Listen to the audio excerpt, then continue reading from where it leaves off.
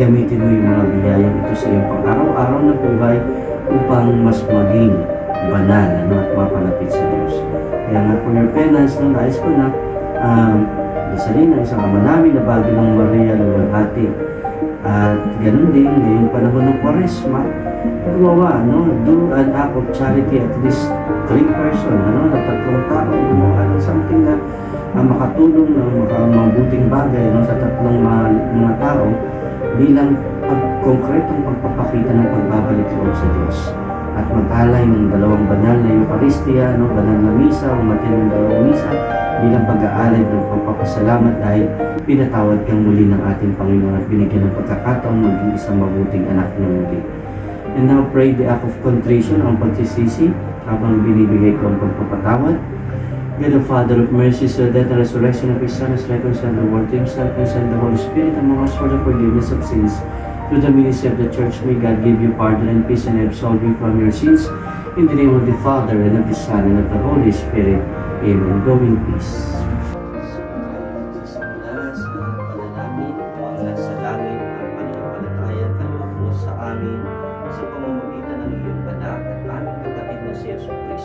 Sa iyong biyayang bigay, gawin mo kaming masisipag na tagapaghasik ng binhi ng mabuting balita na siyang magpapalago sa sangkatauhan at sansinuko. Taglay ang pag-asang darating ang bagong langit at bagong lupa at ang kapangyarihan ng kasamaan ay lubusan ng mapuksa at tuluyan ng mahayag ang iyong kaluwalhatian. Ang grasya ng jubileo ay pumukaw nawa sa ating mga manlalakbay ng pag-asa sa pananabik sa makalangit na kayamanan at mapanglaganap namin sa buong mundo ang kasiyahan at kapayapaan ng ating manunubos. Sa iyo, aming walang hanggan at mapagpalang Diyos, ang lahat ng papuri at kaluwalhatian magpa sa walang hanggan. Amen. Magandang gabi po naman, Father. Sa ating recollection, pagbibigay sa at malaman natin kung ano yung ating mga huling bilang mga apostoles. Kaya ako ninais na ma-meet muna yung mga apostoles kasi nga mahalaga yung inyong gampanin sa during this Holy Week. Hindi lang ito dahil sa washing of the feet, kasi nga ang inaasahan sa atin, kasama tayo sa paglalakbay during this Lenten season, lalo tigit sa pagpasok ng palaspas, dapat kasama tayo sa paglalakbay na ito, kasama tayo sa misa, na kasama tayo. Makaka-attend ba kayo during the Mass? magkakasama o hindi? So, may mga work. Siguro po yung hindi yung pagkakasabay So, sa bayo. halimbawa, yung 12 o'clock na mas, so meron naman yung kundi talagang kasama kayo sa journey, ng Lent. Alam natin yung Lent is a journey, paglalakbay, dahil tayo bilang tao, tayo ay patuloy na naglalakbay. Ang hindi na lang naglalakbay ay Patay. 7 feet below the ground. Nakakatakot na yung patay, Kaya pag yung patay naglalakbay, yung nakakatakot na. Pero tayo bilang tao, naglalakbay tayo. Dire-diretso kaya Pilgrims of Hope. Sa panahon tayo ng taon ng Pilgrims of Hope. Pero kung matatandaan po ninyo, bago dumating yung Pilgrims of Hope, ano yung nauna pang nilabas ni Pope Francis? Yung Synod on pinupunto rin ng Pilgrims of Hope. Kaya bago ipinasok yung Pilgrims of Hope ni Pope Francis, nagsimula ito sa Synod on Synodality for 3 years. 3 years yun na hinanda tayo para sa Pilgrims of Hope. Kasi nga, tayo ay manlalakbay. At yung paglalakbay natin dapat ay magkakasama. Magkakasama tayo sa isang patutunguhan. Sa panahon ng Kwaresma, naglalakbay muli tayo sa panahon na pagsama natin sa ating Panginoon sa kanyang ginawa, sa kanyang pagliligtas sa sangkatauhan. Kaya hindi lang kayo makakasama ngayong Holy Thursday, kundi at kahit na sana sa Palm Sunday, kung magagawa ng paraan, coordinate kay Nanay Triming para makapag-bihis na rin kayo sa Palm Sunday. Sa at least kilala nila na ito yung naging dalawang apostoles na makakasama natin sa washing of the feet, and then hanggang sa resurrection. Siyempre, hindi kayo kasama sa Palm Sunday and then washing of the feet na wala na sa resurrection. Pagdating sa muling pagkabuhay na wala na. Kasi nga, kasama kayo sa paglalakbay during this season. So ito rin kasi yung aking ginawa nung ako sa parokya sa San Jose, yung gagawad sa GMA Cavite, na isama yung mga apostoles. Kasi ito rin yung tradisyon actually sa amin, sa probinsya, sa Marinduque, dahil sa amin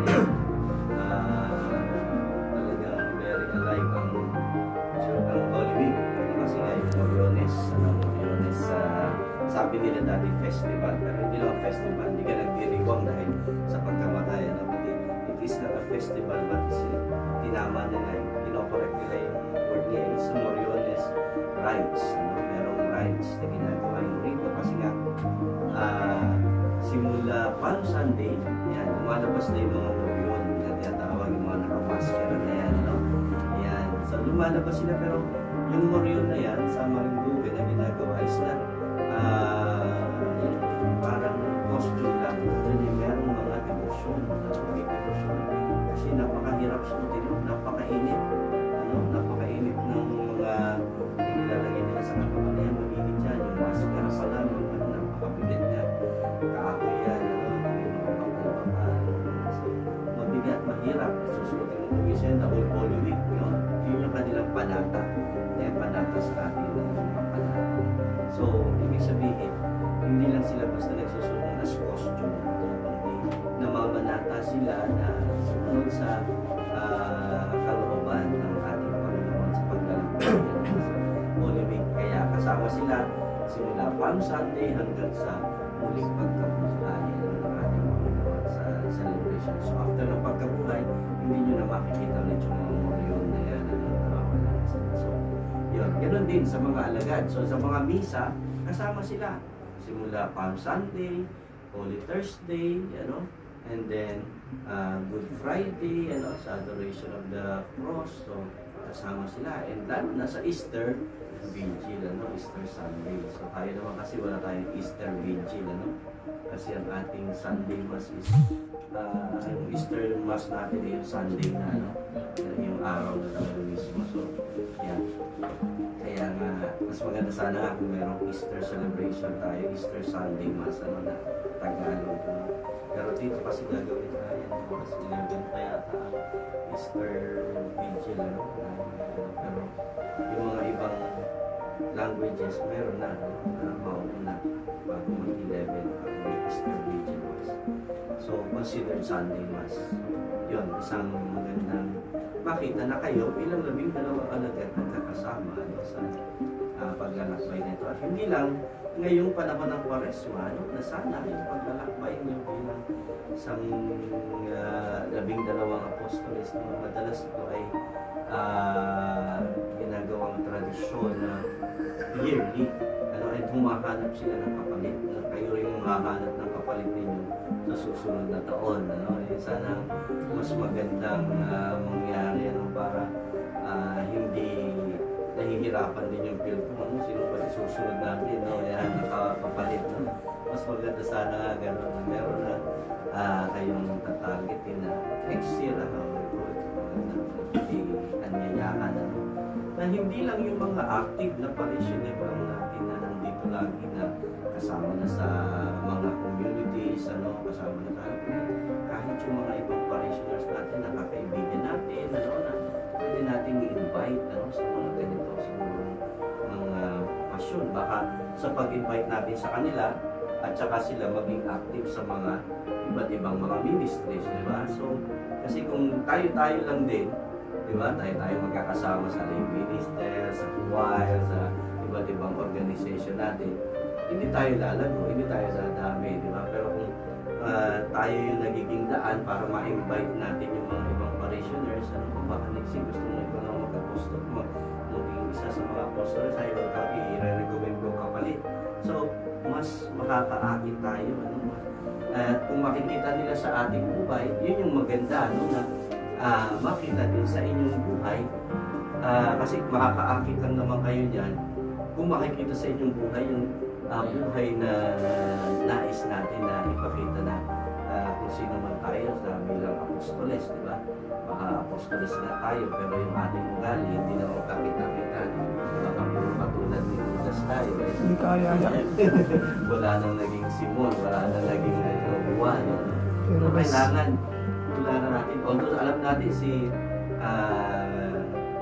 Judas, hindi naman talaga siya masama sa simula. Diba? Simula naman sa mabuti. Simula sa mabuti. Nagkaroon lang ng pagkakataon na naligaw ng Judas, pero who knows, nasa langit kaya si Judas. Only God knows. Hindi natin alam. Kasi malay natin nung nag-birthday siya, sabi niya, Lord, I'm sorry. And for sure, ang awa at habag ng Diyos laging nandyan, di ba?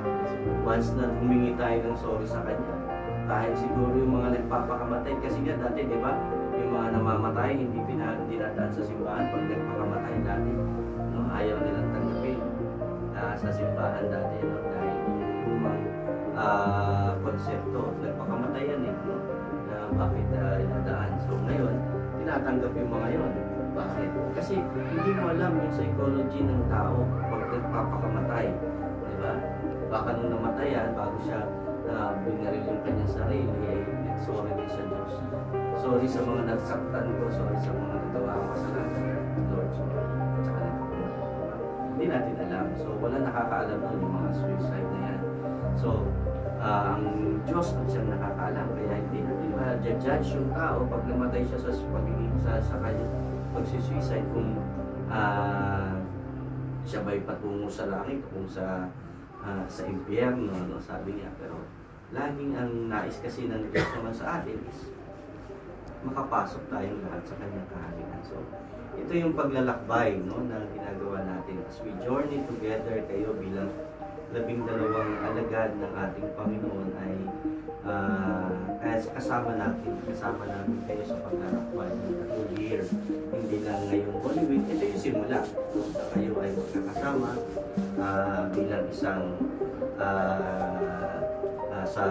isa kayo doon sa 12 apostoles. Ang gusto kong mangyari dito is siguro magbuo kayo ng isang GC para magpumustahan din sa isa't isa as you journey the whole year. Hindi lang ngayon, para at least next year kayo rin yung magre-recommenda. Ito po yung aming mga pwedeng i-recommenda for the apostles. So mas maganda po yung magkaroon pa rin kayo ng connection aksyon. Hindi lang ngayon na meron tayong washing of the feet at Good Friday at saka yung ating Easter celebration. All year round, develop yung inyong magkaroon ng bonding bilang mga labing-dalawang kaibigan. Kaya nga after ng washing of the feet, no, meron pang konting salusalong ginagawa, no? Lagi meron konting salusalo kahit sa mga parokya, meron pa konting salusalo. Hindi ko alam dito sa mga Indians kung meron sila, no? Pero sa atin kasi meron laging gano'n, laging sama-sama para magkaroon ng bonding, ano? Kaya pwede kayo magdala ng red wine, gusto during the bonding, yun, limit lang kasi yan. Papasok na tayo sa mga mahal na araw na tayo. But just to, kasi nga yung alak hindi naman masama, di ba? Yung alak, sabi nga habang tumatagal ay sumasikip. Doon tayo dapat mag-enjoy. Bilang kayo ay magkakasama, habang tumatagal yung pagsasama ninyo, mas lalo ninyong nakikita yung kabutihan ng inyong pagsasama bilang mga apostoles. So, yun po ang mahalaga doon. Kaya kayo ay tinawag para magkaroon tayo ng pag-aaral, pagbabahagi, at magandang makita natin din yung mga iba't ibang karakter, di ba? Kanya-kanyang mga karakter ang bawat apostoles, no?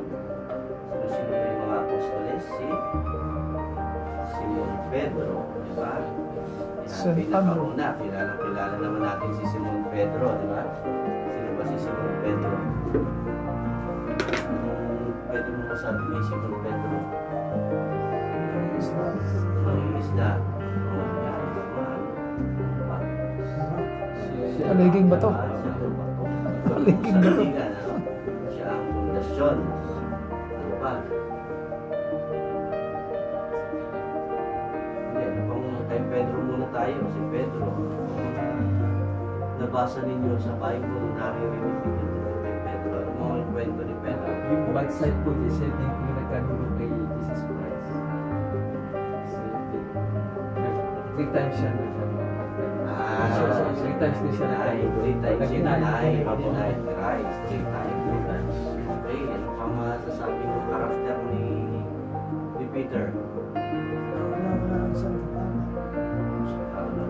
Papa, karakter natin kay Peter. Diba si Peter, ano rin siya, aggressive. Kung si Kristo ay naglalakad sa ibabaw ng tubig, palakarin mo ako. Pero nung naglalakad na, natakot. Hindi siya consistent sa kanyang faith, kumbaga. Yan si Peter din yung nagsabi na, Lord, sabi niya, magkamatayan na, hindi ako papayag na kunin ka nila, kung datakpin na siya, hindi ako papayag, over my dead body. Pero wala rin siya nagawa. 3 times niyang dininay si Kristo, sabi nga natin, di ba? 3 times niyang dininay nung nandoon na. Although gumawa pa rin siya ng paan, di ba? Tinagpas pa niya yung tenga ng isang soldier during that time. So, yan. Yan si Simon Pedro, maganda. Siya ang pinagkatiwalaan to be leader. Pero yung magandang makita natin kay Pedro na kahit na meron siyang mga kahinaan, kasi yung pinili ni Jesus ng 12 apostles, hindi siya yung perfect na mga tao. Diba? Lahat sila may kahinaan. Pero pinili pa rin sila. Hindi dahil deserve nila. Parang tayo rin, di ba? Deserve mo ba naman nandito ngayon? Hindi. No? But God is the one who is living, moving into our lives. No? Siya yung kumikilos. Kaya kayo nandito, hindi dahil ginusto ninyo, hindi ginusto ng Diyos. Lagi nating makita sana yung mga ganong paggalaw ng Diyos sa buhay natin. At siya yung may kagustuhan, kaya tayo nandito sa araw na ito, sa gabi na ito. So, sa katulad ni Simon Pedro, kaya siya naging Pedro, bilang bato, bilang foundation, sandigan ng simbahan. na kung saan sinimulan ang simbahan ni Cristo. After Jesus, si Pedro na ang umawak sa simbahan. Kaya nga siya ang the rock of foundation. Pinagkatiwalaan kahit na may kahinaan. Pero after nang mamatay si Cristo, alam natin, meron pa rin siyang doubt. He is born as a leader. And in leadership, yung kanyang boldness, yan ang magandang characteristic na makikita natin kay Pedro. Kahit na nasi-shake yung kanyang faith, ay still nakita ng Diyos na ito yung magandang leader na magiging sandigan ng aking pundasyon ng simbahan. So, yun. Kaya yan ang kagandahan kay Peter. Next ay si James. Si James or si Tagalog si Santiago. Si Santiago ang anak ni Zebedee, son of Zebedee. At itong si Santiago, natin tinatawag din son of thunder. Son of thunder. Yan sa Mark 3 verse 17. He is called a son of thunder, indicating passion and boldness. Siya ang first apostle na martyr, si James. Kasi lahat ng mga apostles ay martyrs, maliban kay John. So lahat ay martyr. Pinatay. So siya ang pinakauna, si James. First apostle, martyr. Showing his fearless commitment sa pagpapahayag ng salita ng Diyos, sa pagpapahayag ng nangyari kay Kristo na kahit na ibigay na yung kanyang sariling buhay. So, yan yung kagandahan kay James. Meron siyang zeal, talagang nandun yung kanyang courage na ipahayag ang mabuting balita kahit na yung kanyang sariling buhay ay hinalay na. So, yan yung characteristic ng mga James. So, hindi natin siya masyadong maririnig. Laging sinasama rin ni Jesus, di ba? James, John, lagi doon kasama. Ayan, lagi sa Peter, James, and John. Okay. Ang kasunod nga ay si John. Ayan yung kapatid ni James. Si James and Peter, kapatid. And itong si John ay he is known as the disciples whom Jesus loved. So ito lang yung disciple na hindi namatay dahil sa pagkakamartir. But he is very much loyal and loving. Yung loyalty at saka yung loving ni John, kaya nga siya yung sinasabi doon sa Last Supper na kadilig kay Jesus, nasabi puso mas malapit sa puso kahit sa kanya magiging mapagmahal, at nararamdaman ito ng ating Panginoon. So Jesus entrusts his mother to John, di ba? Doon sa huling oras ng buhay ni Jesus, nung nasa krus, nakapako na si Kristo. Ano sabi ni Kristo? Son, this is my mother. No. Mother, this is your son. No. Ito yung anak. So, si John ito, si John. Dahil, kaya kasi John din ang pumugko kay Mama Mary after ng crucifixion.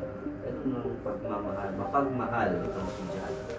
And very loyal sa ating Panginoon. Na siya lang yung nanatili hanggang doon sa krus. Hanggang doon sa krus. Nagdakal siya hanggang doon sa krus. Yung mga iba, di ba, natakot na. Nag-alis na kaagad. Okay. So, nandito rin si Andrew, si Andres. Andres. Yan, si Andres.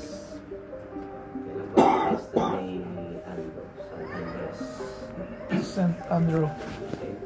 Kailan nga ba ang piyesta sa San Andres Bukid? Kailan ba ang piyesta sa San Andres Bukid?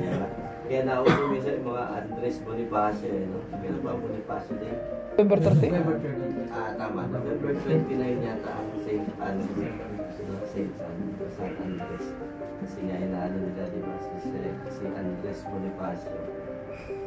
Parang kalapit yata Jesus. Sunod kay Jesus. So very sincere and honest siya doon sa kanyang desire na makita si Jesus. makita talaga si Jesus, makilala si Jesus. So ito yung magandang paanyaya din sa atin ngayong panahon na ito. Talagang gusto nating makilala talaga si Jesus sa paglalakbay natin ito bilang mga alagad ni Jesus. No?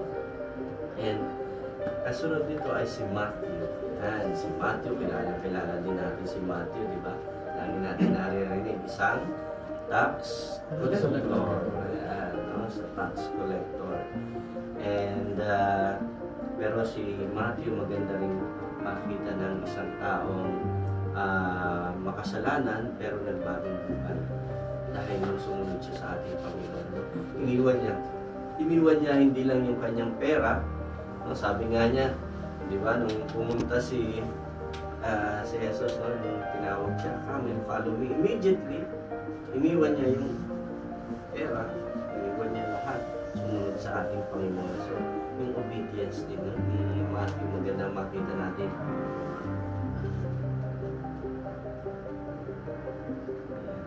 So yung kanyang pagbabagong buhay, no, si Mateo. At siya rin yung nag-host ng isang reading at para introduce din ang ating Panginoon. And also si Thomas. Si Thomas sabi dito ay courageous. He has courage and seeking truth. Sabi ni sa Bible, sa John 11:16 says, let us go that we may die with Him, showing courage. After doubting, he confessed, my Lord and my God. Ito si Thomas, the doubting Thomas. Nagduda sa ating Panginoon, pero still nandun pa rin ang kanyang courage na sumunod sa ating Panginoon. At pinagtanggol pa rin ang pananampalataya. At ito si Thomas, ang siyang Pedro, ang pumuntas, no, sa India.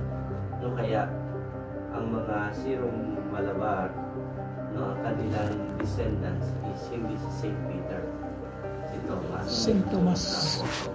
Kaya pinagdiriwang din nila ang St. Thomas, di ba? Pagka meron tayo pagdiriwang ng St. Thomas kasi ang kanilang rights ginagamit, galing sila sa ni St. Thomas. Kaya ni St. Thomas, siya rin yung nagpunta talaga ng matagal at kilalang-kilala sa India, the doubting Thomas. Pero yun nga, hindi na natili yung doubt sa kanya. Kaya nga nung nakita niya si Jesus, my Lord and my God, no? Hindi na kinailangan na, sige nga, tingnan ko talaga yan, papasok ko talaga ito. Hindi na. Sabi niya, my Lord and my God. So, ito rin yung pinakamagandang prayer, di ba? My Lord and my God. Gandang ulit-ulitin, my Lord and my God. So, ito isa sa mga favorite na mga dinadasal natin sana, my Lord. Okay, and then si James, the son of Alphaeus. James, the son of Alphaeus. Yung isa ay James, son of Zebedee. No, ito si Alphaeus is a faithful in the background. Sabi nga, listed among the apostles while little is said about him. His inclusion reflects quiet loyalty. Wala masyadong basta lang nabanggit. Isa sa mga alagad na tinawag ng ating Panginoon si sinabi na yung mga alagad, and James, the son of Alphaeus. Yun lang.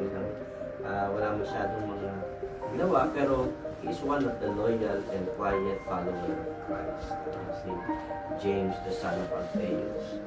Si Thaddeus, ayan, si Thaddeus, also called Jude. Judas Thaddeo. Ayan, si Thaddeo, sabi nga ay sa John 14:22, ask Jesus, why do you intend to show yourself to us and not to the world, revealing spiritual concern and curiosity? Ito si Thaddeo. Si Judas Thaddeo, maliban kay Judas Iscariot. Si Judas Thaddeo, si Jude Thaddeo, kanyang feast is October 28. And ang kanyang devotion, no, sa ating Panginoon Yun yung magandang makita natin talagang very ano rin siya, naglakbay ng maraming mga lugar para ipahayag din ng mabuting balita. He was also martyred, si Judas Thaddeus. And then we have Simon the Zealot. Si Simon the Zealot, like formerly political zealot, but now devoted to Jesus. Si Simon. Passion redirected toward Christ. Okay, so si Simon. Maliban kay Simon Peter, ito si Simon the Zealot. And last, I see Judas Iscariot, potentially responsible as treasurer. Responsibility niya siya, treasurer. Singat yaman. Ibig sabihin, from the beginning, ay pinagkatiwalaan siya. And responsible siya, kaya siya kinuha din ni Jesus bilang alagad. Kaya siya, ang binigyan din sa kanya yung responsibility, hindi lang ni Jesus, kundi ng buong mga na 12 alagad. Na siya yung pinagkatiwalaan. Kasi katiwa-tiwala naman talaga. But we know, temptations comes into our life. Pagka mahina tayo, ayan na tayo babawasan ng demonyo, di ba? Pag naging mahina tayo sa ating faith. Kaya mahalaga na lumalalo tayo sa ating pananampalataya, sa ating paglalakbay na ito. Kaya katulad ni Judas Iscariote, na-misuse niya yung regalo sa kanya ng Diyos. Binigyan siya ng regalo, binigyan ng pagkakataon na maging alagad, napakagandang privilege na binigyan sa kanya ng Diyos, pero nasayang kasi nga, in the end, ay malikod siya. Pero alam natin, hindi natin alam kung nasaan nga sa langit, nasa kung saan ba. Kasi ang Diyos, ano siyang nakakaalam lang. Basta ano in the end, ang sabi lang kasi is, nagbigti. Kasi, ibig sabihin, kaya siya nagbigti, guilty rin siya, and marahil, kung titignan natin mabuti, talaga nagsisisi siguro siya sa ginawa niya, pagbebenta, kay Kristo. Pero, ganoon pa man, labing dalawang alagad na makikita natin na they are all hindi perfect, pero tinawag ng Diyos para maging mga alagad. So, tayo din, bilang manlalakbay, hindi tayo perfecto bilang mga ama ng tahanan, bilang mga anak, hindi rin perfecto, pero meron tayong kanya-kanyang responsibilidad na dapat na patuloy na panghawakan. Ang mahalaga ngayon ay malaman natin na tayo tinatawag ng Diyos sa isang misyon. Ang misyon na maging isang mabuting alagad ng ating Panginoon. Hindi lang bilang talagang mga apostoles, kundi bilang mga kung anong saan miyembro kayo ng organisasyon at mga ministries. So, yun ang mahalaga na makita po sana natin. And ngayon, tayo ay nasa panahon nga ng Kwaresma, panahon din ng Jubileo, Jubilee of Hope.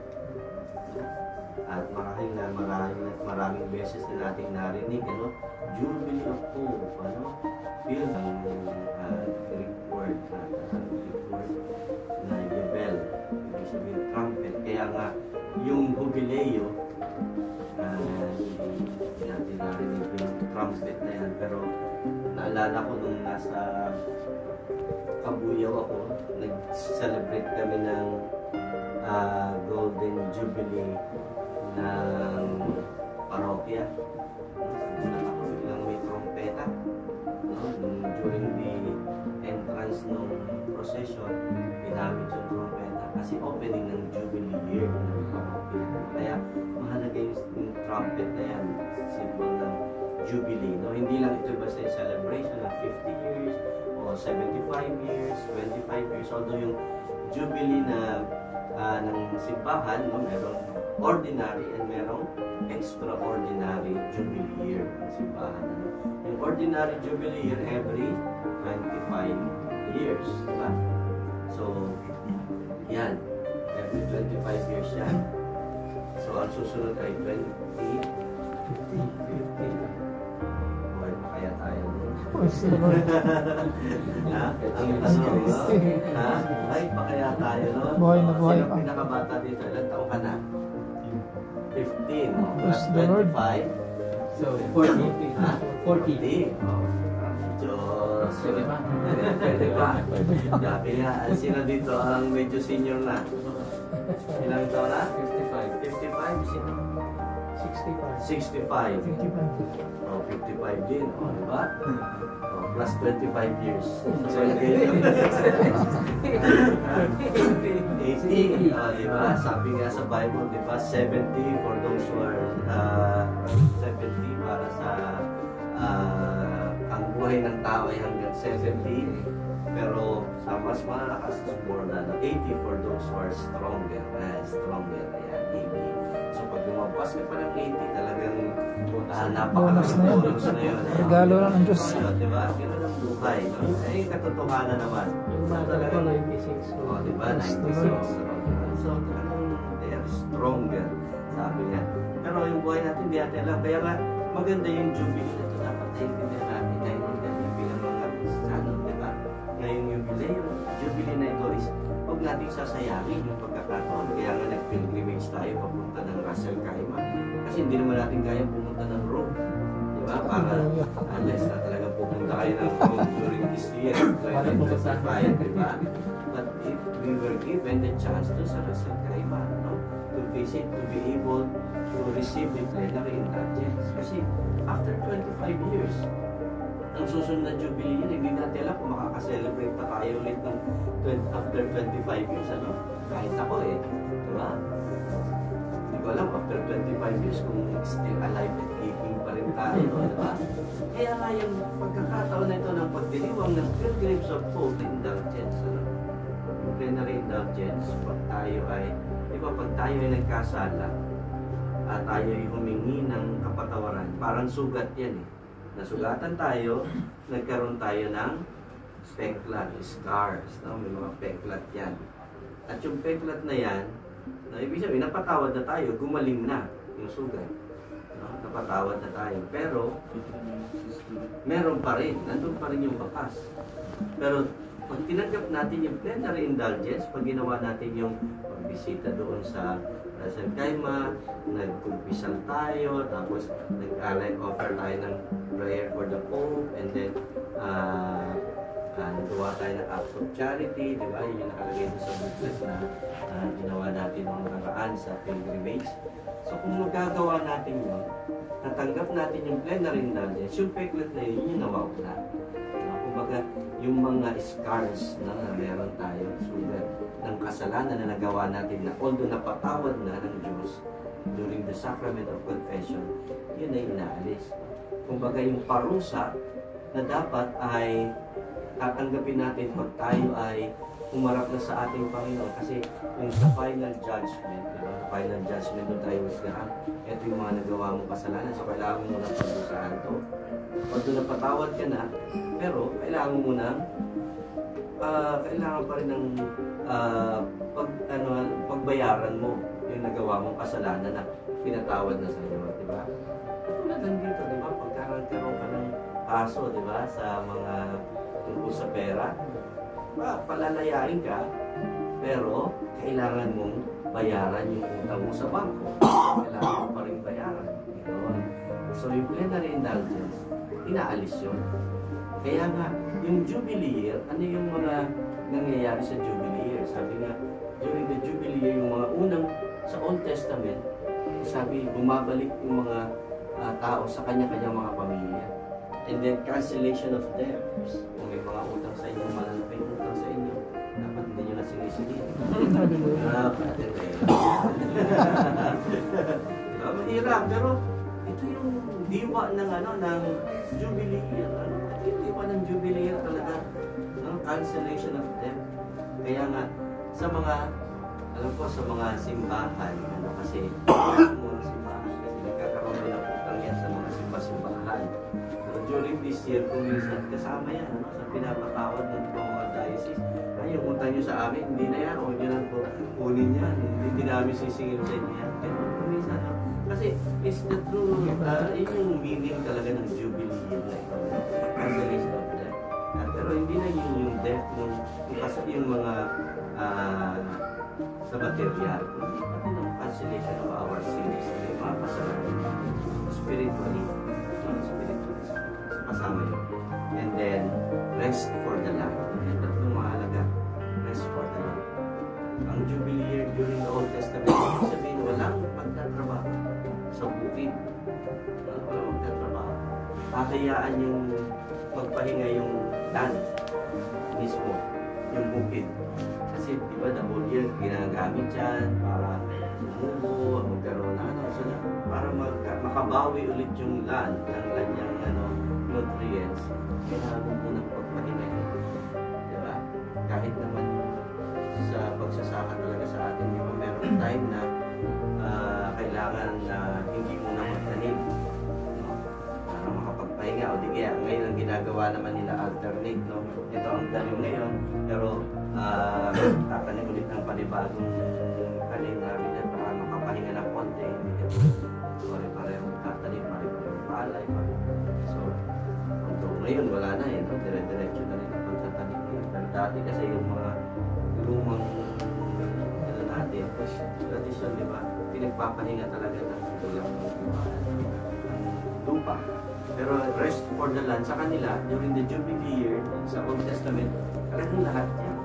Walang magtatrabaho. Ang tanging magiging kakainin ninyo ay yung mga bunga ng mga nakatanim na dati. Nakaipon na kayo dapat.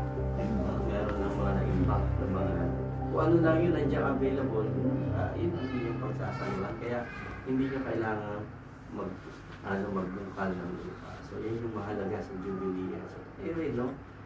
Pinagpapahinga. Rest. Pahinga din tayo hindi sa trabaho. Kailangan talaga natin trabaho, maghanap buhay. Kaya island libre, no? Para maghanap buhay, para sa pamilya. No? Pero sometimes we have to rest with the Lord. No? Yun yung mahalaga. Makapagpahinga kasama ng ating Panginoon. Kaya nga tayo may mga ganitong celebration, no? May mga ganitong recollection, retreats, for us to be able to rest. Okay. So, the Jubilee ng ating Panginoon, nagsimula ito nung si Jesus ay nag-preach na nung pumunta siya doon sa templo, tapos binasa niya yung isang scroll.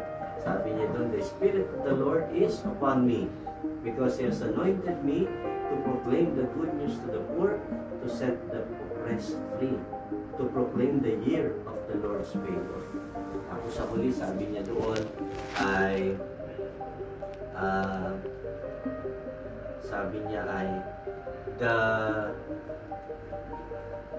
what is written in this has now been fulfilled. Natupad na ang mga sinabi ko sa inyo nung siya ay habang siya nagsasalita. Dahil si Kristo ang katupangan ng salita ng Diyos, ng pag-asa. Siya yung pag-asa. Siya yung hope. Yung pilgrims of hope. Pilgrims of hope is about Jesus. About Jesus. Kaya nga, mahalaga na yung ating focus ngayon ay si Jesus. So, ang ating pag-asa ay si Jesus. Wala nang iba. Kaya ito yung sinasabi sa atin. And si Pope Francis, during this pilgrims of hope, nasabi nga niya sa atin, unang-una, it is always a journey. It is always a journey. Life is a journey. Tayo ay naglalakbay. At habang tayo ay naglalakbay, maganda na makita natin sa paglalakbay na ito na si Kristo yung ating patutunguhan. Siya yung pinakapag-asa natin. Siya yung pinakapag-asa ng ating paglalakbay na ito.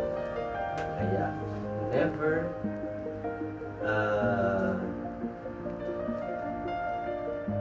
tayo mawawala ng pag-asa.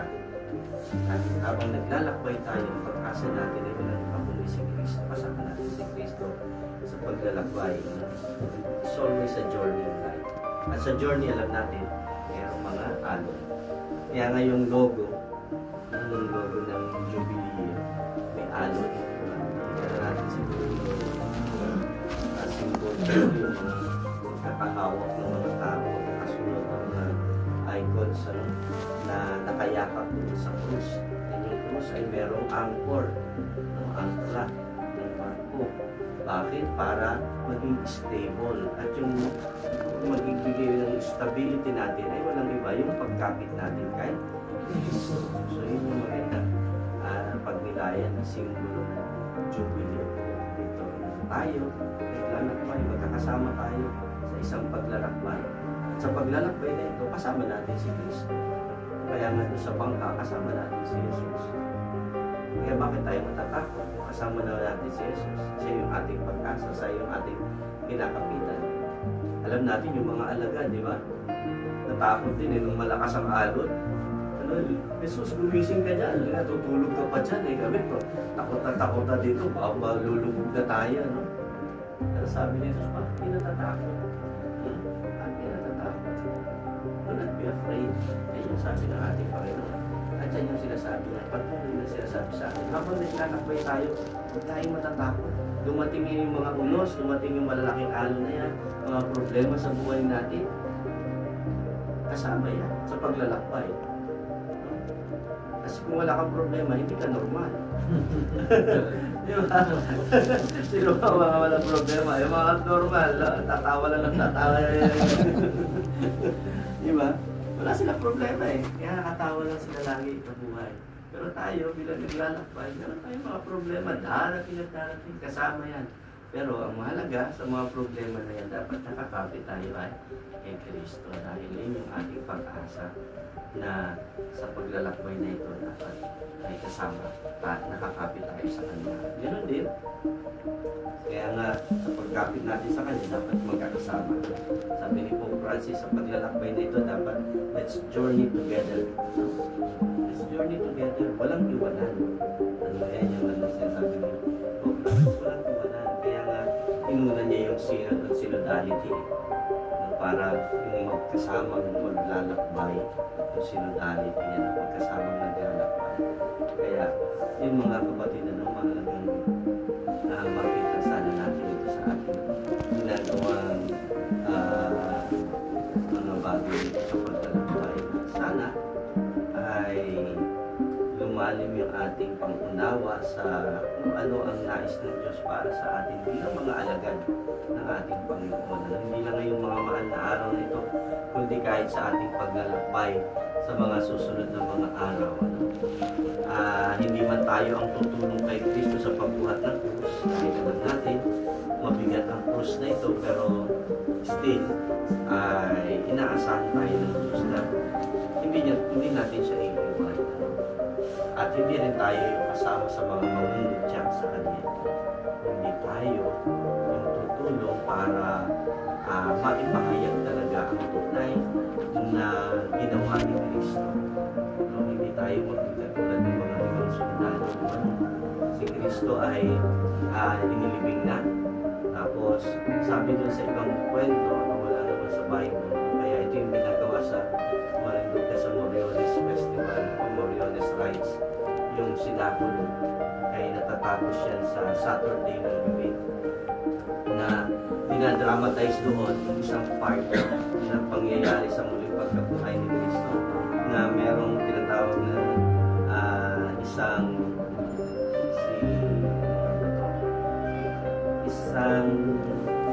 masugid na tagasunod ng ating Panginoon na nakakita rin ng isa sa mga kawal.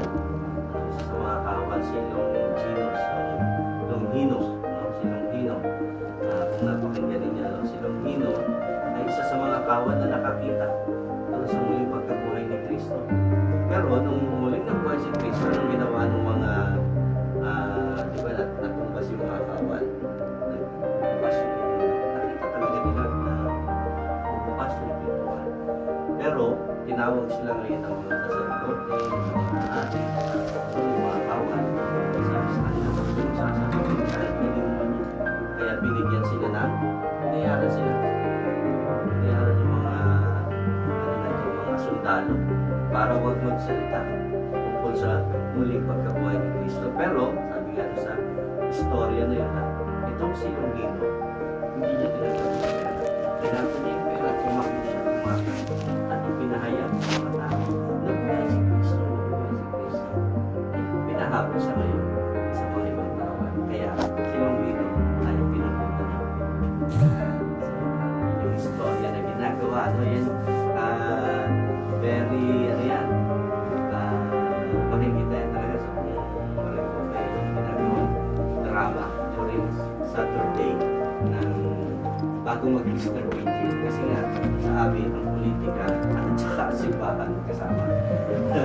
So, tutulungan. Kaya from doon sa nangyayari doon, sa plaza, diretso yung mga yun sa simbahan para sa afternoon celebration na yun sa simbahan ginagawa. So, madalas nagiging nakatoka doon sa drama doon sa stage sa ibang pinagastusan ng pamahalaan. Tapos sa simbahan na so yun, hinahabol yan si Longhino, mga natapon, lahat ng mga soldiers hahanapin siya kung saan saan. So may mga love story pa dyan nangyayari. Si Longhino, nakita yung asawa ni Herodes. Di ba yung asawa ni Herodes, ayaw niyang ipapatay si Kristo. Sabi niya, hindi patay, wala namang kasalanan ng taong yan. Dapat huwag mo siyang ipapatay. Pero wala namang magawa si Herodes dahil sinisigaw na ng mga tao, di ba? Bago sa krus. Kaya sumunod din siya. Pero sabi niya, nakita ko talaga sa panaginip ko, walang kasalanan. Hindi siya naniwala. Kaya nga nung namatay na si Kristo, nung muli nabuhay si Kristo, itong si Longhino, nakipagkita dun sa asawa ni Herodes. No? At sinabi nga niya, nabuhay si Kristo. Sabi niya, tama ang aking salubin. Tama yung sinabi ko sa asawa ko, hindi lang siya naniwala na si Kristo ay tunay na Diyos. Ayan. So, yan yung isang kwento na ginagawa sa sinapuno sa Marinduque. Isa sa sinapuno ginagawa natin. So, yun, yung isang kwento. Yun ang maganda makita yung pananampalataya na muling pagkabuhay. Kaya nga, hindi tayo mag-i-stay hanggang Friday lang. Kasama dapat tayo sa Easter Sunday celebration. Sana may kasama rin kayo doon sa Easter Sunday celebration. So, at tayo ay magdiwang dahil sabi niya, we are Easter people. We are Easter people. So, yan ang celebration sa Neo. Sa Neo. Hindi ka nandinian. Hindi pa sa Neo. Yung sa Neo kasi, sa Neo Catechumen, napakasaya ng celebration din ng Easter. Lahat ng mga kanta masaya pagdating sa Easter Vigil. Talagang sa atin kasi pag sa Easter Vigil masaya rin ang celebration, di ba? Madilim,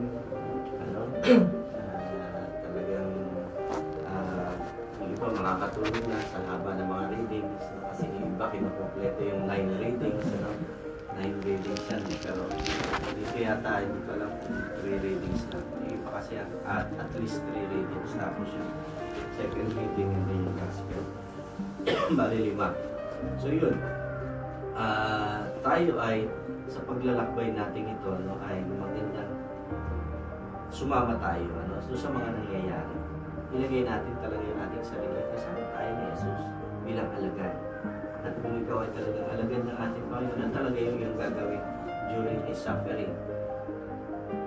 Kaya sana makita rin tayo hindi lang sa Thursday, kahit sa mga schedule din natin ng mga pabasa, yung makakapaglaan ng oras, ng panahon para maka-attend, mas maganda rin.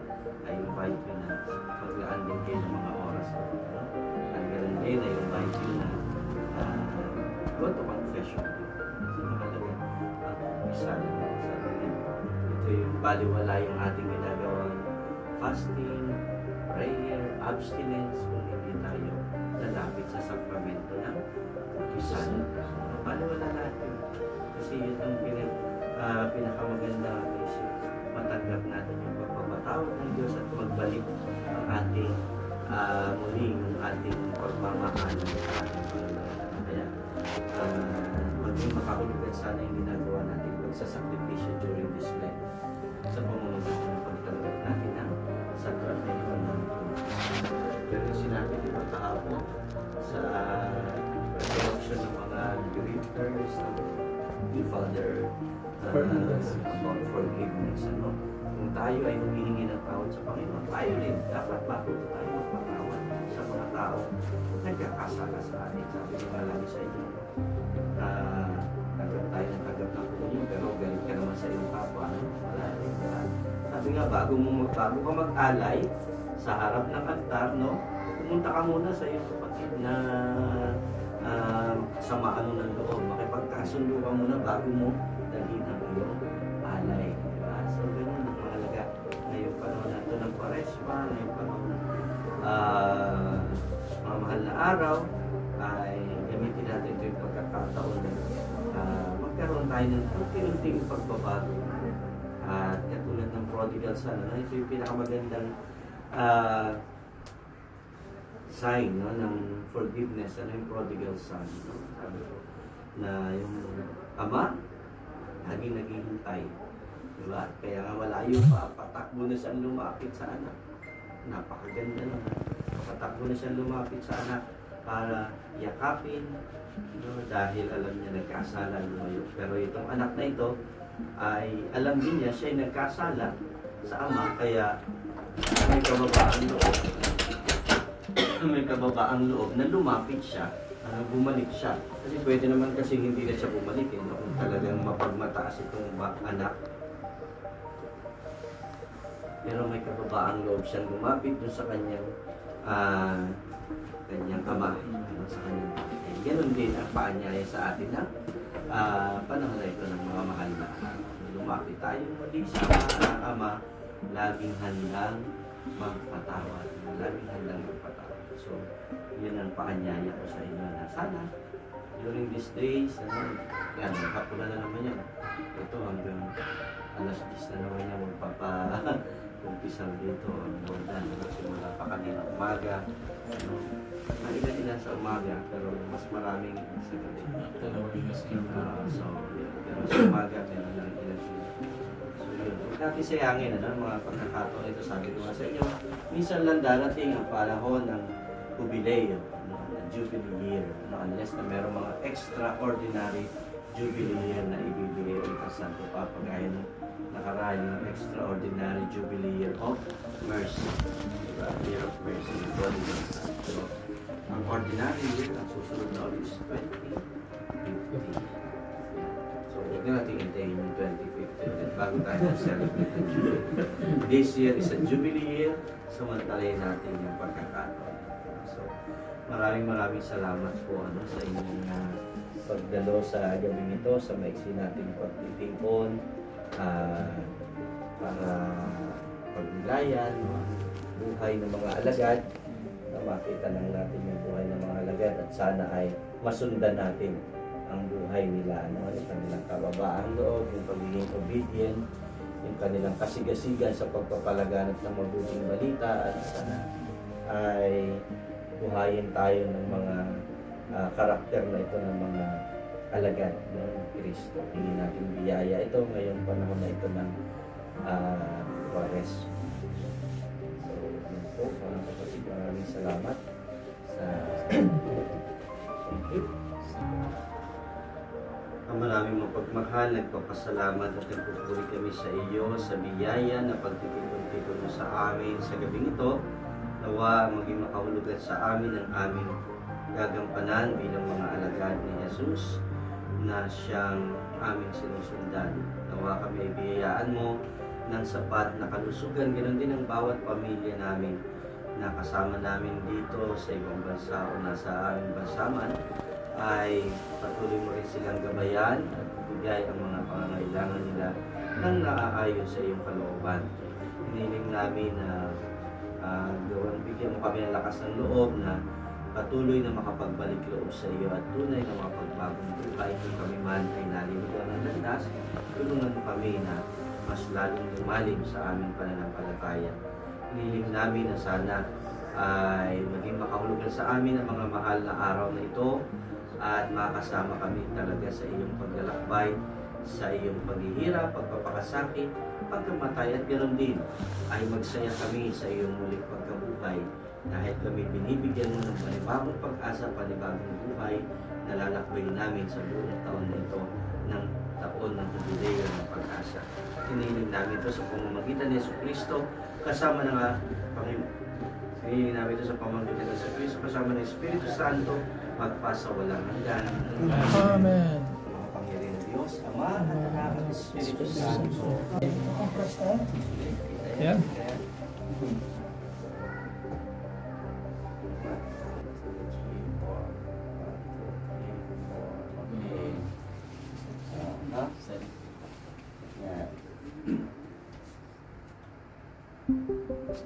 Okay. Okay. Ayan, salamat po. Ayan, merong papaon pa o paunin na lang para